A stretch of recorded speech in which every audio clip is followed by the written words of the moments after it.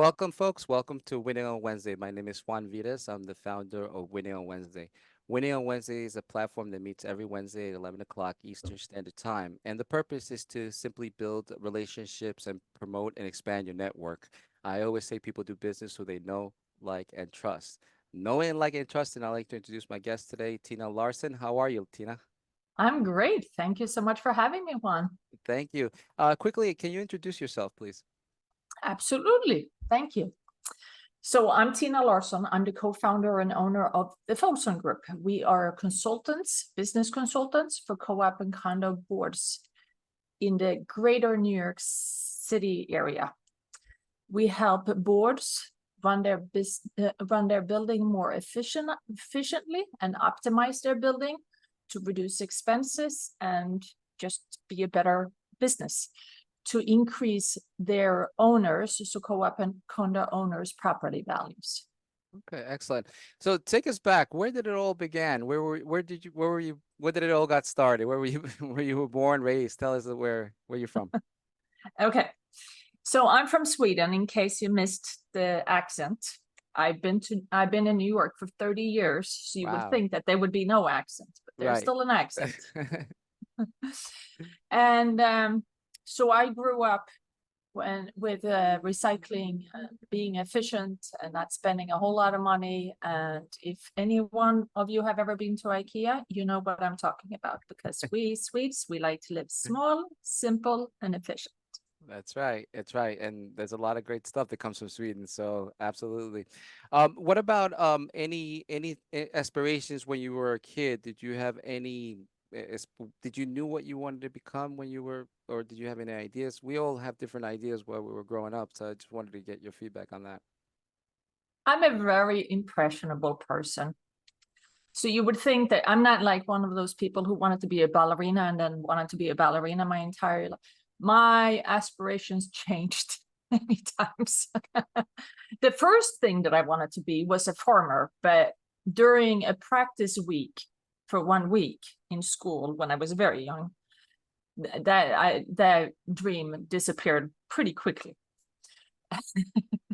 But then I went on to hotel management, and until I moved to New York 30 years ago, and I went back to school with the goal to work on Wall Street, Oh, which I wow. ended up doing.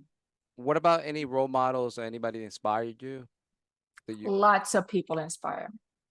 Lots of the public figures, the Tony Robbins, the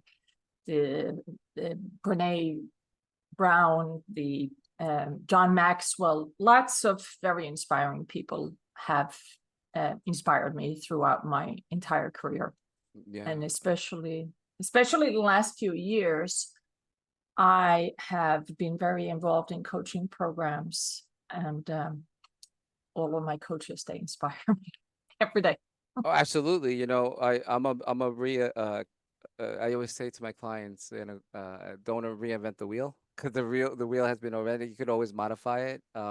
As the Japanese use that phrase Kaizen, 1% better each day to make it. They invent the automobiles. They just made it better. Yes. So, and it's always been that way. You can always make things a lot better. So tell us about you went to school, right? You said you just mentioned you went to school, and then tell us about that journey going to school and then going into your first job experience and then all of that. Yeah, so I worked in the hotel management industry or food and beverage for many years before I went back to school. I'm probably the only Swede who ever moved from free school in Sweden to New York to pay for my own undergrad and MBA Wow. and put it on credit cards. Oh, wow. What are you gonna do, right? Yeah. So I studied finance. I took my MBA, and then I worked on Wall Street, first for a boutique firm. And then my husband and I had our own advisory firm for a few years. Oh, wow. And yeah, and the one thing that really formed me into what I do now is that the boutique firm that I worked for, their policy was that all portfolio managers, FAs, they also needed to be analysts. So I was a general analyst in analyzing businesses for the purpose of investing my clients' money. And that's what I used in my current position. And that's kind of how we started our business. Wow. And so you started your business. And how long you been in business now? We've been in business for 10 years. Oh, wow. That's a long time. That's a long time. 10 And years 10 this years. year. In February, we turned 10 years. And I know that the first couple of years, it's not it's always tough. The first 5 years is always the toughest, and then once you go over that hump, it's a lot easier because you learn what works and doesn't work. I would assume, and then you went through a lot of that. Yeah. So I said at the beginning of the year or at the end of last year, I said to my coaches, I said, this is our year. This is going to be our year. We're turning 10. Excellent. So out of those 10 years, what have you learned and what can you share? And I'd like to take this moment to call the golden nugget. And the golden nugget is basically any piece of information that you've learned or anything you want to leave behind to help somebody better their career or be a better business person or maybe in the industry or anything, any piece of advice that you want to leave behind. Yes. So my golden nugget is, so let me back up a little bit. So when I was in finance, the phone was ringing off the hook, so I did not need to do any networking. And then all of a sudden, that changed. It was approximately 2011, 2012. All of a sudden, the phone stopped ringing. Nobody was calling us. And there was a change in the financial services industry, or lots of changes. So what happened was that we had to go network. People said, oh, you need to be out networking. And at the time, so networking and meeting strangers didn't come easy to me. And I know that that might come as a surprise to you right now. Right? That's a shock. Yeah. So I had to force myself networking and meeting strangers. I mean, it was not easy. And but I was networking. I joined one networking group after, and then I joined the BNI. Don't know if you're familiar with BNI. You meet once a week, so many times. I'm a former president. Oh, okay, good. Of a Nice. chapter, yeah. Yeah, very nice. And doing that every single week improved my meeting stranger skills, right? And networking skills. And I still live by giver's gain. I mean, giver's gain is the biggest invention. And I mean, now I hear giver's gain when I listen to preachers and motivators, and it's everywhere. Yeah, or you pay it forward, giver's Pay it gain, forward. or or put it back to the universe. It always come back, karma, all Yeah. that. So, no, I'm a firm believer of that, and an advocate of that. I created my own networking platform, my own networking group, which is Winning on Wednesday. It's been now 5 years. And I used to be a BNI, and I used to be an ambassador for BNI. So BNI works, but it's a big commitment, and that's the other thing that people have to be committed once a week, and not a lot of people can do that. It's very difficult for people to commit on a weekly basis. It takes a certain individual to do that, and if you're like an introvert, it's very difficult to do that. You know what I'm saying? And I know that because you're gonna be surprised that I also too was shy when I was growing up. You're not gonna believe that. And I ran in 2018. I ran for state office. I knocked over 7,000 doors. Yes. So to talk about getting out of your comfort zone, it's hard enough to sell products and services, but it's a lot difficult to sell yourself. So I definitely understand what you're saying, that when you're forced to go out there, you have to go out there and meet. It's impressing the flesh, shaking hands, people like that, so. And believe it or not, that's what I'm finding now, because, after COVID, everybody got comfortable with Zoom, but it's always good to meet people in person. Yeah. And that is, and on that, I was in BNI, and the only reason I mentioned BNI, I mean, I learned a lot in BNI, and BNI was wonderful to me, but I don't think that I have gotten as far if I didn't practice every week. So if I would have joined at the same time a networking group that, let's say, met once a month, well, then it would have taken me 4 times as long to get to where I got, right? Yeah. What I tell, because now, because I have my own networking platform and we meet every week. And we're a little bit different from anybody else because our main focus is on branding, advertising, and marketing. Are the network components at the end. I was trying to sell the networking in the beginning, but the networking was not working. And now that I sold it as a value proposition, which is, everybody needs the branding, everybody needs the exposure. And you're not gonna believe this, that I sell the membership for $20 a month, and I just sold 3 memberships last week. So it is growing. It is growing, and it's happening. But it's interesting because when I say about the networking, people would say I can't commit every week. I'm sorry, it's too much for me. It Yeah. is. It is. It takes a lot. It takes a lot of work to Yes. to be there and be present. It's not easy.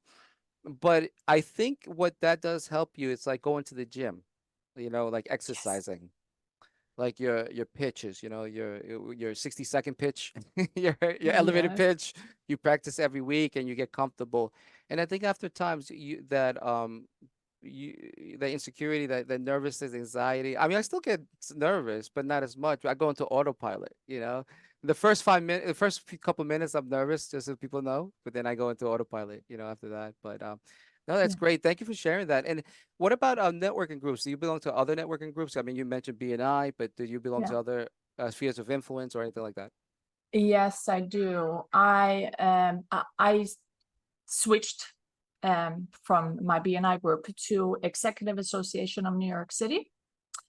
I would say 3 years ago, I joined that group. And it's we meet twice a month, and we meet in person always. And it's just been a very good group for me. Now, it happens that it's CEOs only, so it's not the business development or the sales people who are in this group, it's CEOs. So they all inspire me, and these are some really successful business owners. So they inspire me to strive for more. So we have that aspect of it. Then we happen to have a large concentration in the construction industry, which is very good for me because we need various contractors for our clients.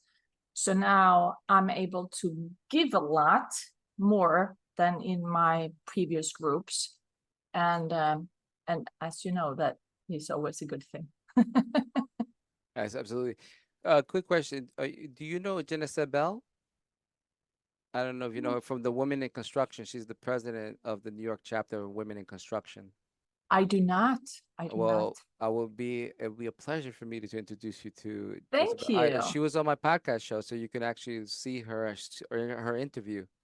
I'll check it out afterwards. Yeah, yeah. Yeah. So I was at an event at the Hudson Yard. They had a great event and over 100 people. And this is women in construction. So I met architectures. I met women in actually women who are women architectures and also developers. I was like, wow, this is really cool. I met a couple of ladies that are developers that they have their own Mm, big companies and the developers, and they're very nice. certified WMBE. Yeah. So that's Very really nice. important. Yeah. So Yeah. definitely, that'd be my pleasure to introduce you. But this is the purpose about networking, right? We get Yes, to it know is. each other. It's almost like, I always say with relationships, you have to you have to water the nurture the relationships to bear fruits, right? To get leads or get referrals or get to make something work out of it.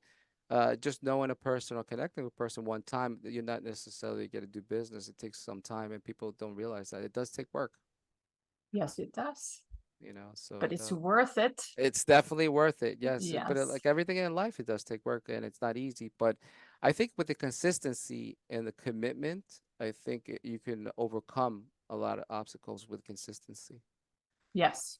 Um, so Tina, tell us, what's the best way to people to contact you? The best way to contact me is through our website or on LinkedIn.